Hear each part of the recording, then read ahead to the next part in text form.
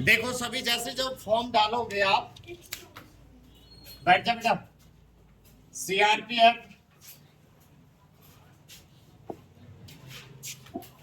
एक तो इसमें स्टेनो की पोस्ट है और एक है क्लर्क की। सर हिलना है, हिलना है तो इससे टच कर दिया थोड़ा सा।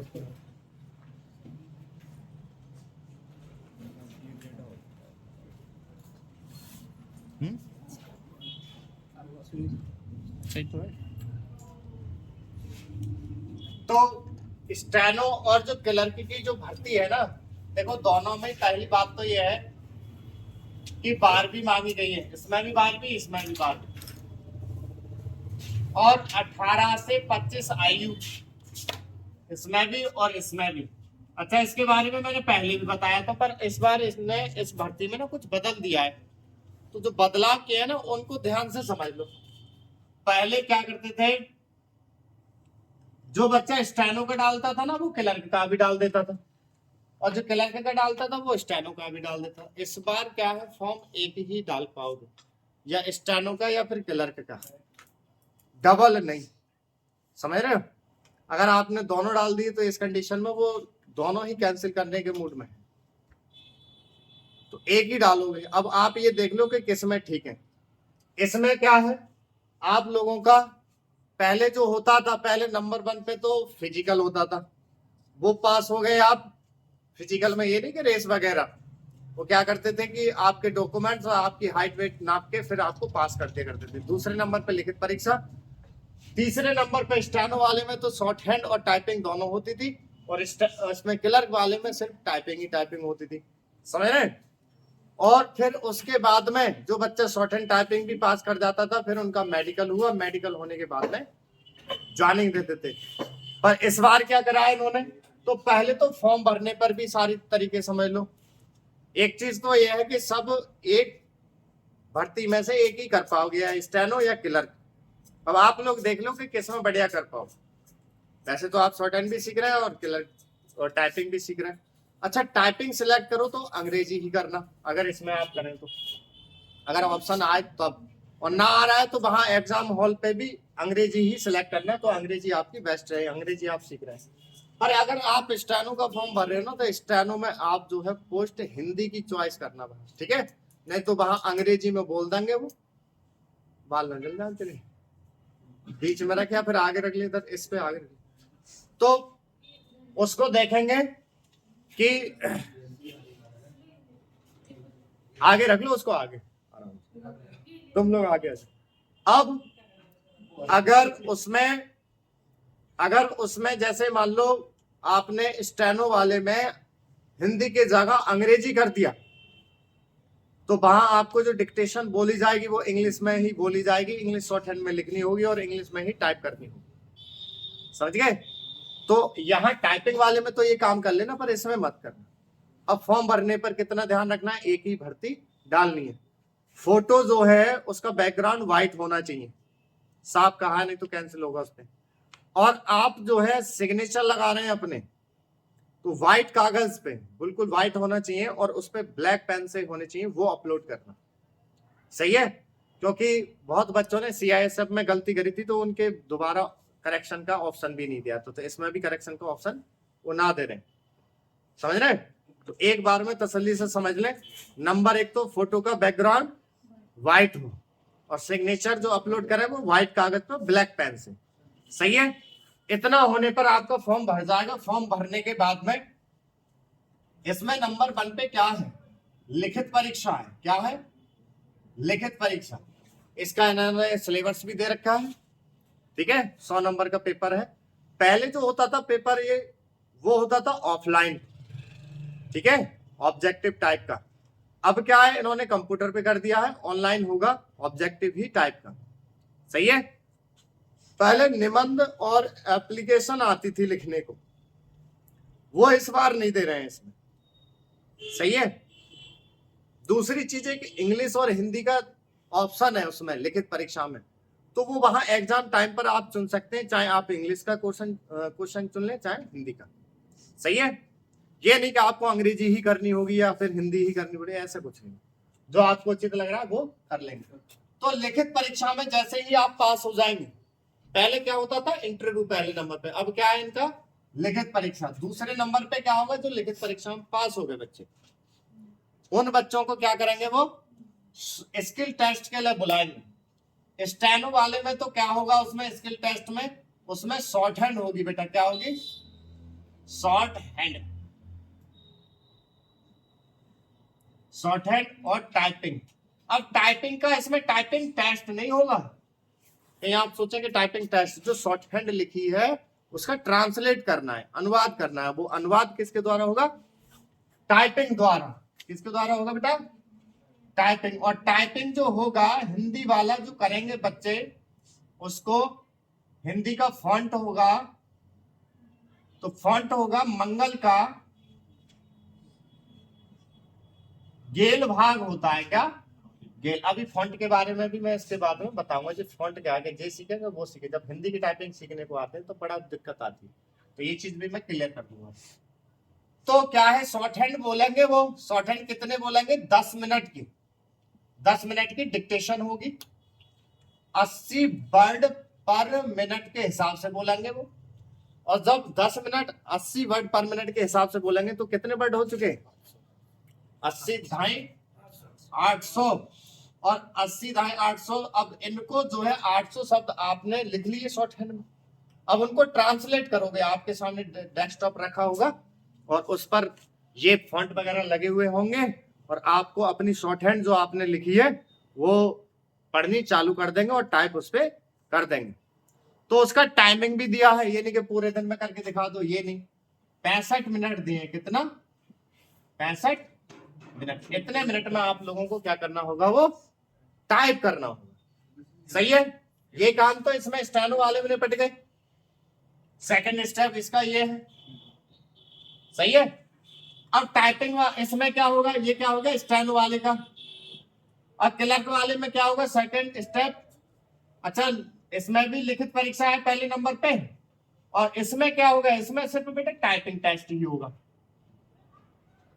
अब टाइपिंग टेस्ट जो होगा, बहुत सी जगह तो रहती है चॉइस कि आप हिंदी का करें क्या अंग्रेजी का करें, बहुत से क्या करते हैं चॉइस नहीं देते, तो फिर दोनों ही करा लेते हैं, या फिर भी चॉइस नहीं देते हैं तो वहां क्या है ऑप्शन देते हैं कि आप जिस पे करना चाह रहे हो उस पे कर दे। तो इसमें बताते हैं कि ऑप्शन भी ना दे रहे हैं अभी भरने का, तो वो वहां एग्जाम हॉल पे टेस्ट टाइम पर ही चुनवाएंगे।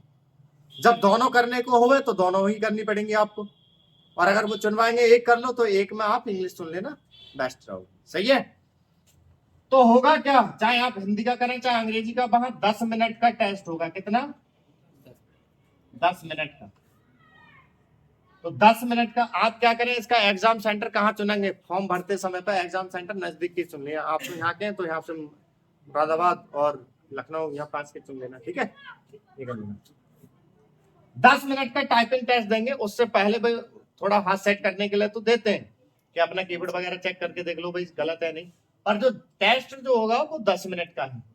तो हिंदी का दे रखा है इन्होंने 30 वर्ड पर मिनट की स्पीड, और इंग्लिश की दे रखी है इन्होंने 35।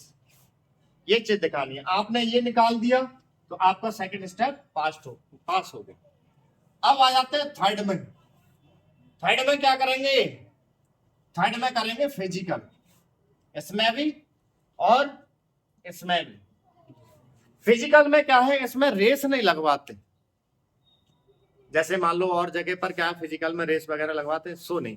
आपके हाई स्कूल इंटर के कागज चेक होने हैं, आधार कार्ड चेक होना है, और आप जिस कास्ट से रिलेटेड है उस कास्ट का सर्टिफिकेट चेक होगा, इतनी चीज होगा, एक तो ये काम होगा। अच्छा, कास्ट सर्टिफिकेट एक बात ध्यान रखना, सेंट्रल गवर्नमेंट की है जे भर्ती, तो आपका कास्ट सर्टिफिकेट सेंट्रल गवर्नमेंट का ही होना चाहिए, ये नहीं कि स्टेट गवर्नमेंट का। अगर आपने स्टेट गवर्नमेंट का लगा दिया, और जैसे मान लो आप ओबीसी के हैं या एससी के हैं या एसटी के हैं, आपने अपना कास्ट सर्टिफिकेट, बहुत से तो दे देते हैं टाइम भाई के दिखा दो बनवा के, बहुत से नहीं देते हैं।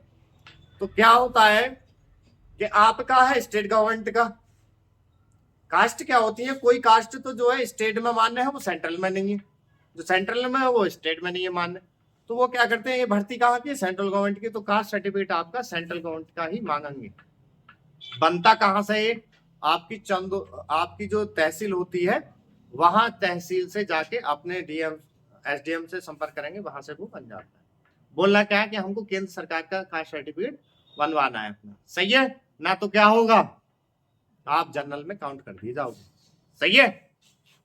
अब फिजिकल में इतने कागज चेक हो गए, और फिर क्या होगा, लड़कों के लिए सुने, पहले तो लड़कों की हाइट, वेट, चेस्ट, ये 3 चीजें नापी जाएंगी, उनका क्राइटेरिया दे रखा है कितना कितना उनको चाहिए, सही है। अब लड़कियों का सिर्फ हाइट नापना है और वेट नापना है, वेट का इतना लेना देना नहीं होता है, सिर्फ और सिर्फ हाइट पूरी होनी चाहिए। लड़की 150 सेंटीमीटर, लड़के को जो दे रखा है उनका उतने हिसाब से, ठीक है। वेट में आज तक नहीं निकाले, क्यों नहीं निकाले, क्योंकि वेट 1 महीने में घटाया भी जा सकता है, बढ़ाया भी जा सकता है, ठीक है। 1 महीने खवाते रहो तो बढ़ जाएगा, 1 महीने ना खवाओ तो कम भी हो जाएगा, ऐसा हिसाब रहता है सबका, ठीक है। तो फॉर्म सभी डालें, इसके चक्कर में ना पड़े। हाइट एक आध सेंटर के भी और छोर पे है ना, तब भी डाल देना, ठीक है, क्योंकि घर के नपने में और वहां के नपने में अंतर आ जाता है, वो सही से नाप के चलते हैं, ठीक है। तो ये आपका हो गया यहाँ पर, और ये होने के बाद फिजिकल के बाद इसमें भी पास हो गए, तो चौथे नंबर पे आपका मेडिकल, क्या है बेटा, मेडिकल। तो मेडिकल इनका इतना हार्ड है नहीं, जैसे मान लो क्या है कि सैनिक पोस्ट जो होती है कहीं की, तो उसपे तो मेडिकल हार्ड रहता है, इसका मेडिकल हार्ड नहीं होता। क्या होना चाहिए, आपको बोलना आना चाहिए, सुनना आना चाहिए, देखना आना चाहिए, और शरीर में टूट फूट ना हो किसी प्रकार की, सही है। तो आपका मेडिकल हो जाएगा। इतना जो आप कह रहे हैं कि आंखों का, तो वहां उस पर दे रखा होता है, इतना हार्डली नहीं होता है, आपको बैठ पढ़ने आने चाहिए, हो जाता है, सही है। अब जो बच्चे क्लर्क से रिलेटेड और स्टेनो से रिलेटेड जो भी पोस्ट की तैयारी कर रहे हैं, मैं आपको साफ बता देता हूं, एक तो मैच मत खेला करो, और ये जो बच्चे जैसे दूर से आते हैं, ऑटो से आते हैं या फिर किसी प्रकार से आते हैं, तो लटक के मत आया करो, नेक उंगली टूट टाट गई, सब कहानी बिगड़ जाएगी, समझ गए, ना तो टाइपिंग कर पाओगे ना ही कुछ, तो इस बात का ध्यान रखने के लिए। मैच खेलने में जैसे एक बच्चे का एक एग्जाम, इतनी मना करा जाए करती थी, मैं बहुत समझा के चलता हूँ एग्जामों से पहले इस चीज को। मैच खेलने चला गया, एग्जाम था 14 दिन के बाद, गेंद लगी उंगली में, सूझ के हो गई मोटी, अब ना उससे टाइपिंग हुई, ना पेंसिल पकड़ी गई, ना शॉर्ट हैंड लिखी, ना कुछ, भर के रैप्टा दिया मैंने मना करने के बाद वो मेरे से आके पूछने लग गया कि सर क्या करूं मैं, अब बताओ। तो मैंने किधर आ पहले, तो मैंने सूत दिया वो, समझ रहे ना, जब मना करी जा रही है तो फिर क्यों नहीं मानने। तुम 6 6 मान लियो, तुम्हें कोई ना लेगा मैच में, 6 ओवर 6 का ही तो होता है, तुम मान लियो ना लगा, काय को अपनी जिंदगी तबाह कर रहे हो, गवर्नमेंट जॉब तो ले लो। इनमें तो मैच में और इनमें तो वो चल रहा है बंसबाज टाइप का, तुम कितनी मेहनत करियो तब भी ना लेंगे, सही है। अपने लोगों के लिए तो भरते हुए, तो तुम तो गवर्नमेंट जॉब ले लो यार, सही से करो, खेल की तैयारी करा करो ना, तो जैसे तीरंदाजी की तैयारी करा करो, और पिस्टल या राइफल जो होती है उसकी तैयारी करा करो, ऐसा रास्ता देखो जो कोई ओलंपिक में जाने का हो, कबड्डी खोला करो, ठीक है, बैडमिंटन खेला करो, ये खेल है राष्ट्रीय अंतरराष्ट्रीय स्तर के का मैच में तुम्हें ना लिया जाएगा, वहां उठा लिया जाएगा। और मैं आपको बताता हूँ कि आपको ना ले कोई, ठीक है, आपके अंदर हुनर है, और जैसे ओलंपिक देखा करो, और सबसे बड़ी पावर क्या समझ रहे हो तुम, सोशल मीडिया की है, तुम्हारे अंदर हुनर है ना, तो कोई भी आपको लेना ना चाह रहा है। जैसे क्या है, जो एकेडमी वाले होते हैं और वो आसपास के होते हैं ना, वो दलाल होते हैं नंबर बन के, वो किसी को ना ले जाने ना देते, या वो अपने परिवार या किसी प्रकार के, जैसे कि जे नहीं जाएगा वो नहीं जाएगा, ऐसे करते रहते हैं, है ना। तो तुम मत पड़ो चक्कर में, सीधी सी कहानी, केंद्रीय मंत्री जो है खेल मंत्री, उनको नोटिस डाल दो, उनको 2 4 वीडियो बना के आप अपने दिखा दो, अपने राज्य स्तर के जो खेल मंत्री हैं उनको दिखा दो, पीएम और सीएम पर भी लगा दो, रोज अपने डाल दो, 1 साल से पहले तुम अपना दिखाने लग जाओ, ठीक है। तो दलालों टाइप से बच के और अपना तुम प्रदर्शन करते जाओ, लग जाओगे, तो उसमें थोड़ा सा दम है, सही है। तो जो दलालीगिरी है उनसे बच के करोगे तो बन जाओगे। अब इसमें आगे बढ़े, तो यहां पर ही जाके ये सिलेक्शन दे देंगे। समझ गए? अब बात करते हैं लिखित का, इसका सिलेबस वगैरह क्या है। तो उसमें दे रखा है विषय सहित उनके पार्ट भी दे रखे हैं कि इनमें से ये चीज आएगी। अब एक समस्या बड़ी अटकी रहती है कि सर ये जो फॉन्ट होता है वो क्या है। अब देखो आप लोगों ने CISF का भी डाला था, अब इसका भी डाला, तो तुम लोग जैसे तुम तो सब स्पीड पर हो शॉर्ट हैंड की, कुछ बच्चे जैसे शुरू से हैं, तो क्या वो इतने समय तक सीख पाएंगे शॉर्ट हैंड? तो उतने समय तक सीख जाएंगे, क्योंकि अभी भी शॉर्ट हैंड के लिए 4 महीना 5 महीना है, तब से हो जाए। आपका तो बिल्कुल परफेक्ट हो जाएगा जब तक। सही है? तो बहुत टाइम करने को। मैं इस फॉन्ट के बारे में बता रहा हूं कि आप कभी भी जब टाइपिंग करने जाते हो तो बड़ा दिक्कत जो होती है, अंग्रेजी में तो कुछ नहीं, इसमें क्या है तो देखें, उसके बारे में मैं बताऊं, फॉन्ट के बारे में जब इंग्लिश की करते हैं तब।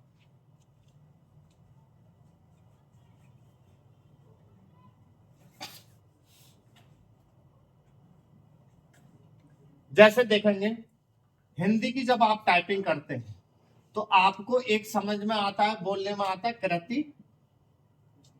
कृति देव, हिंदी में बोलते हैं कृति देव, इंग्लिश में बोलते हैं कुर्ती देव।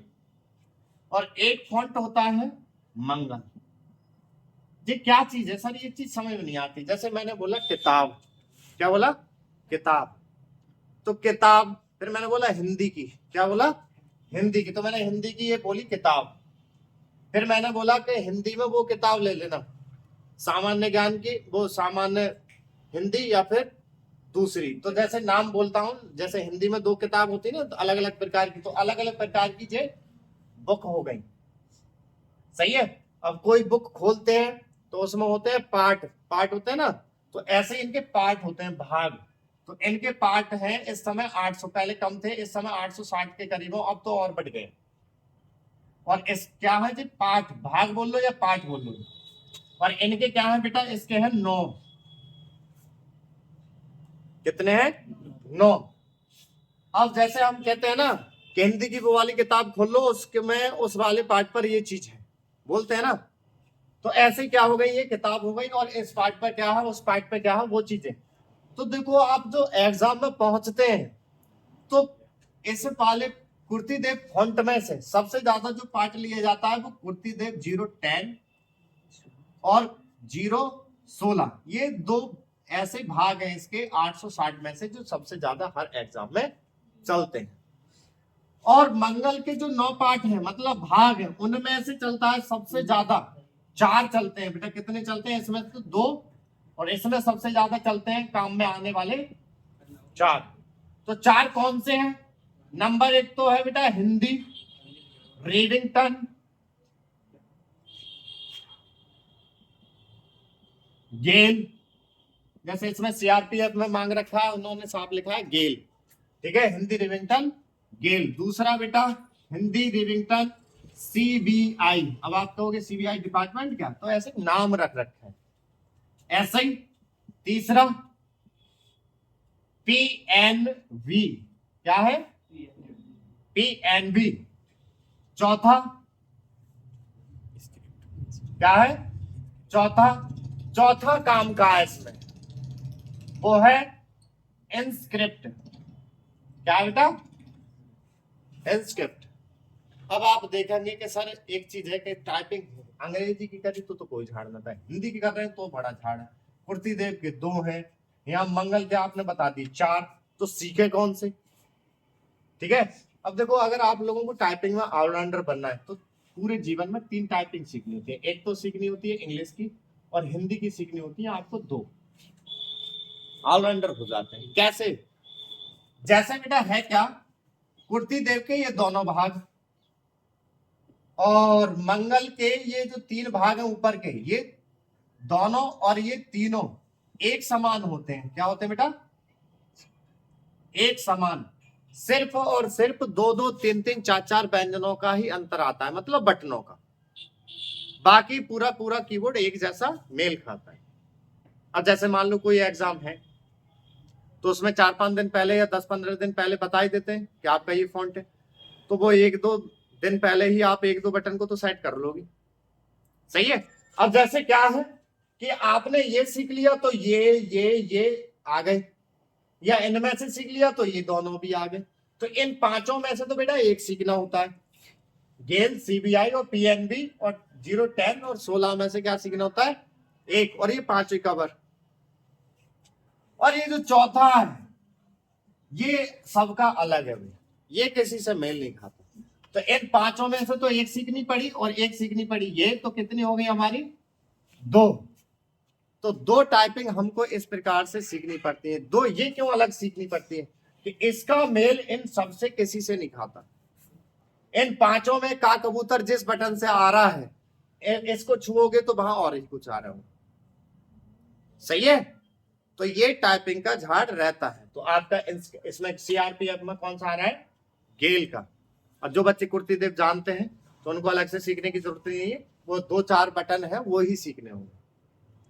सही है। तो ये हो गया इस प्रकार से। तो फॉर्म डालने पर भी ध्यान रखना है अपना, और ये भी काम पूरा ध्यान रखना है। अब कोई सवाल हो किसी का तो पूछ सकते हैं, बताओ।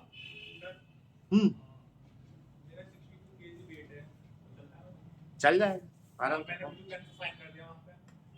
ब्लू नीले पेन से फॉर्म भरते समय यार इस टेक्सास में पढ़ते हो, पढ़ा करो, उसमें साफ लिखा हुआ था उसमें। और बात यह है कि कैंसिल ना करें।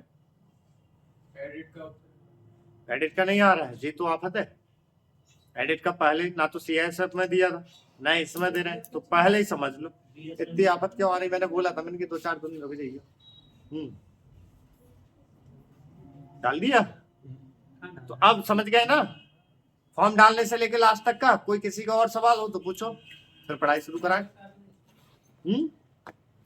आप लोगों को टाइपिंग का भी टेस्ट, वैसे तो जो एससी ओबीसी है, नहीं एससी जो है और एसटी उनकी तो 150 सेंटीमीटर, और जो जनरल है उनका 52, ये 152 सेंटीमीटर। तो फिर भी डालना, ठीक है। 1 सेंटीमीटर ऊंच नीच है वो डाल देना फिर भी, सही है। चल अपनी पढ़ाई चालू कर।